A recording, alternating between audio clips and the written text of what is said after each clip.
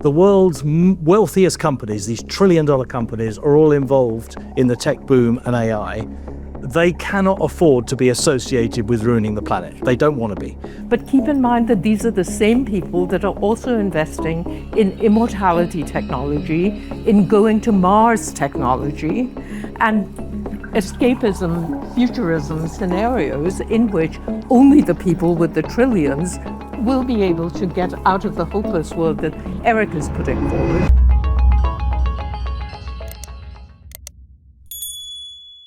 Embedded in all of this is an idea of progress. So we talk about AI as the latest, greatest revolution. I am sitting in a university, one of the world's foremost universities. I'm pretty loyal to it, especially under present circumstances when it is somewhat under attack, as you may have read. But nevertheless, in my university, I see a headlong rush to adopt AI in all kinds of ways. I teach in the School of Public Policy, and faculty members are being rewarded to think of innovative ways to use AI in their teaching. And what is an innovative way? It's things like creating a bot so that instead of preparing your idea of a debate on stage by having a conversation between Erik and Isabel and Paul and me, you actually are talking to this bot at home. And a virtue that's being touted is that that's a safe space because the bot doesn't talk back. So you can start imagining, what the meaning of that kind of technological revolution is. I can tell you, not one single colleague of mine is thinking about the energy needs required of having every faculty member throughout the United States in a major university using bot time instead of time that they would have used in human-to-human interactions. So embedded in there is a buy-in to a particular model of progress, which nobody bothers to question. It's that the newest thing is the thing to be fetishized. And then downstream, we can see the consequences, the wars over lithium, or the sustainability issue. We bought into cars more than a century ago without knowing what greenhouse gas emissions would do to the planet. But why does that have to be the order of things? It's not technological progress. It's what is the model of progress that fetishizes the latest technological development over and above human inventions about how to live with other human beings. We're going to get into green technology now, but Sheila, I want to pick up there on something you said, which is how do we then advocate for whether it's AI or green technology in a responsible way, in your view? People have been thinking about this idea of responsible innovation. It's a term of art in science and technology studies. You know something is a term of art when it adds to the alphabet soup of our modern lives. So RRI, responsible research and innovation.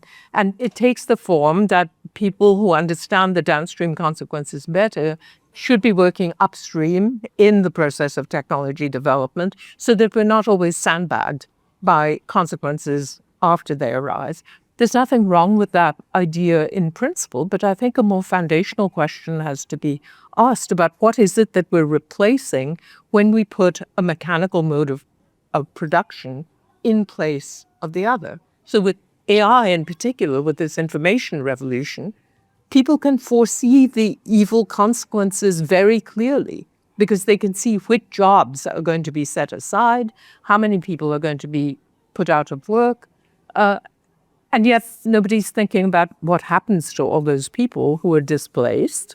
We will call them Luddites because they'll go out and break the computers maybe, but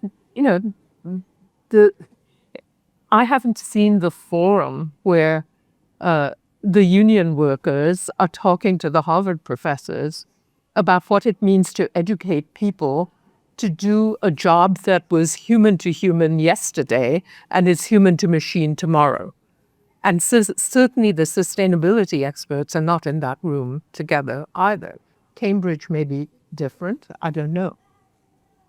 Erik, I want to come to you on that. You said earlier you're not a Luddite. So what sort of green energy promises then do you subscribe to? What part of green energy do you advocate for? Well, the answer to that is actually quite simple. There is plenty of energy out there worldwide. There is plenty of sources out there to give everyone, the 8 billion or so that we have, sufficient access to energy, to have a good quality, emancipatory, full life. AI will make that impossible. The demand for energy and water of the AI hardware systems is, as we just heard, it will proliferate to heights we can't imagine now. That's why Amazon and Facebook and others are already establishing contracts for nuclear energy. I grew up in the environmental movement in the 1970s, in the anti-nuclear movement. I'm sure some of you remember that too. That is now staged to save the planet. But what it would more importantly do is make energy scarcer, more expensive, and for some people more difficult to get access to. So the question of the environmental, socio-environmental condition is one of distribution. And it doesn't take a genius to figure that out. And we have to get away from that fetish character of technology. And we should take the notion of fetish quite serious in its psychoanalytic and Marxist sense. What is a fetish? A fetish is something that stands in for something else that is too difficult. You know, in sexual terms, it's a shoe rather than the full person. Right? Technology works exactly like that. You and I, everyone else know that technology is not the answer to the socio-ecological predicament the world is in. Nonetheless, we keep on almost erotically attached to the promise that the next technological frontier will solve the problems or contribute to solving it. It does so in a very truncated way. Yes, I use AI too now. I have to sometimes. But I do know each time I ask GPT something, which I do almost every day these days, it is killing a black kid on the Rwandan-Congolese border. You may have heard of the squabbles that are going on the Rwandese-Congolese border. And you know what it is all about. It's about Columbine Tantalite, right? That's why Rwanda is trying to take control of that, so that NVIDIA can keep on manufacturing its semiconductors in China, because that's what it does. And the one who's organizing that now, that's how we can keep our soul white, right? Because when I ask GPT something, I don't see a black kid with a Kalashnikov. Because who is doing the mining for us? The Chinese. All of my students want to decolonize the university, the discipline, right? And that's easy to do. That's easy to do because we let the dirty work being done by the imperial resource grabbing dynamics of mainly not only China, so that we can continue to live in our eco-immunological bubbles, like this environment here. Let me ask, Paul, do you fetishize green technology? Oh, goodness me. So I'm going to sidestep the question by first of all agreeing with the points made by fellow panelists.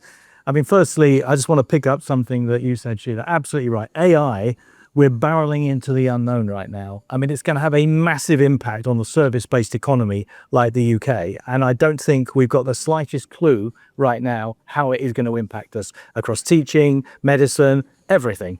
And I think you're quite right. We need to sort of move hand in glove with the technology. Otherwise, it will just eat us for lunch.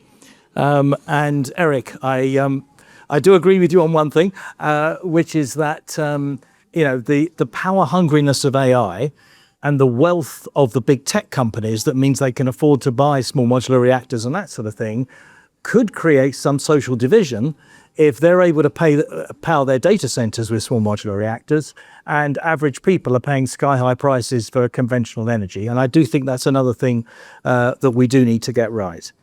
But coming back to the question about, the assortment of technologies that are available, and certainly my thesis that it's a case of just getting on with it. I mean, obviously, I've been an advocate for small modular reactors for a while and spent a number of my recent adult waking moments sort of advocating them. And I do honestly believe that we're seeing a massive shift in capital now towards SMR, that the historical view of large nuclear power stations as being expensive and overrunning has been true. They have been expensive and they have overrun. We're now rewriting the rule book in modularization, pre-manufacture all the bits of a small modular reactor and bolting them together, and now capital is flowing in rapidly. And I do have a lot of hope and expectation that engineering will create whole swathes of decarbonized grid using SMRs, and that's my view. AI is amazingly power hungry. The latest research by Goldman Sachs shows just about 20% of all grid use in America, sorry, electrical energy use in America by 2030 will be to power these hyperscalers. 20% of all electrical energy. So you can just see the scale of every time you do your ChatGPT search, Erik, just how much energy it's using up. Sheila, I just want to come to you before we move on. If we accept, as Paul says, that this lever of technology is imperfect, do you take as a premise that we must accept that some environmental harm will be done in the short term as a potential for longer term environmental or social benefit? Where do you draw the line? Well, so I think every moral system in the world teaches us that actions have consequences, so we shouldn't be surprised that technological actions have consequences. But I really want to deviate from this idea that AI has hunger. It's whether we have hunger and what kinds of worlds do we have hunger for. I don't use ChatGPT every day, except that I'm forced to in a certain sense. One of the newspapers that I read will not let me look at reader comments without first prefacing it with an AI summary of what the reader comments say. It's become a bit of an amusement to me because, of course, the ChatGPT version of what the reader comments say is actually much more banal and much more flattening than what the comments themselves are all about. So I read a sentence like, readers overwhelmingly agree, and then I scroll down to what an actual reader said, and it's much more entertaining and, much more original than the ChatGPT version. But I didn't ask for this. I mean, somebody instituted this thing that I actually resent as somebody who wants to keep on using my mind, which was trained and educated in a pre-AI world. And I don't think, I couldn't agree more with you, Erik, on this point about fetishization. Why is it a fetish? And to what extent is the prior conditioning that we've raised a video game enamored world into which this just fits as yet another video game? And, when you stand back from all of this and say, ask people, are we living in a better society in the rich world than we were, say, 20 years ago? I think there's a fairly unanimous verdict across the rich Western world that we're living in a period of greater anomie, greater social isolation, more disaffection among one demographic group, young white males, than one could ever have thought possible before.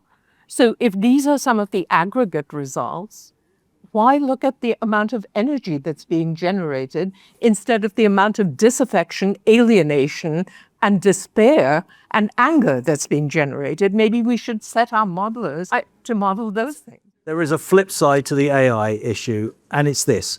The world's wealthiest companies, these trillion-dollar companies, are all involved in the tech boom and AI. They cannot afford to be associated with ruining the planet. They don't want to be. So they are pouring money into small modular and fusion, whatever clean technology you wish. Money is going into those technologies like never before, and it's accelerating clean tech for the rest of us. So there's a flip side, there's an upside to the AI revolution positively impacting what we do. But, we don't live in a perfect world, to answer your question. Yes, we've got to dispose of nuclear waste when we have small modular reactors. Right now, Germany is burning lignite and will carry on doing so into the 2030s. Someone ought to ask them what they're doing with their waste because they don't seem to have a solution to that. And yes, all the energy storage that we need involves a lot of lithium mining, which, as Erik said earlier on, is not exactly an ideal pastime. But we just have to live with the fact that we need to create a balance here. Now, that balance might be called communism, but I prefer that balance is called progress.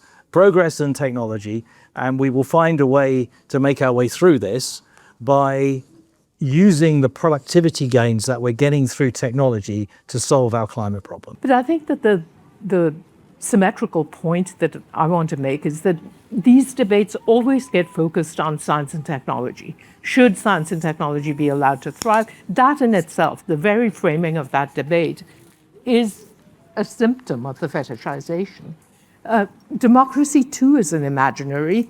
Political equality is an imaginary. When have we ever had it? But do we invest the same kind of thinking into the kinds of worlds that these trillionaire companies are fostering for us? Yes, glancing statements about tech bros and what they want, but keep in mind that these are the same people that are also investing in immortality technology, in going to Mars technology, and escapism, futurism scenarios in which only the people with the trillions will be able to get out of the hopeless world that Erik is putting forward. So I agree with Paul that I don't think it's a hopeless world, but I think we have to take the definition of progress and who gets to talk about it far more seriously and not assume that it's the latest, greatest breakthrough in what we can physically accomplish in the lab and scale up using the particular trillions that a particular mindset in a particular geographical region of the world has put forward as the model of progress. I don't think that's the only model of progress. It's interesting that at the end of the last century, when people looked back across the century, and Time magazine, that fetishized instrument of public culture, picked two figures. They picked Einstein and they picked Gandhi. And in a way, this was an admission that innovation doesn't lodge only in what we can do to the atom or what we can do to the gene or what we can do to the digit, but also in what we can do with each other. And that discussion, I would like to see the buildings proliferate on our campuses at the same rate for studying philosophy, for studying humanities, and for developing democratic skepticism. Instead, what we see is more labs, more animal experiments, more waste disposal units. To continue watching this video, click the link in the top left or in the description below.